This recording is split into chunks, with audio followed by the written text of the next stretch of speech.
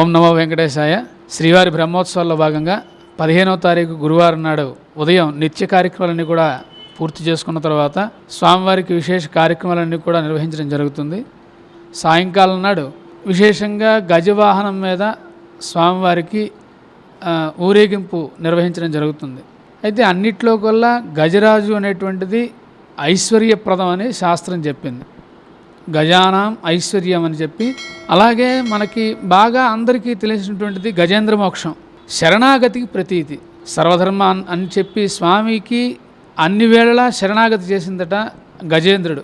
కనుక మనం ఆ రకంగా గజవాహనం మీద ఉండేటువంటి స్వామిని శరణాగతి చేసినట్లుగా అయితే ఖచ్చితంగా మన కోరికలు స్వామి తీరుస్తాడని చెప్పి మనకి శాస్త్రం చెప్పడం జరిగింది.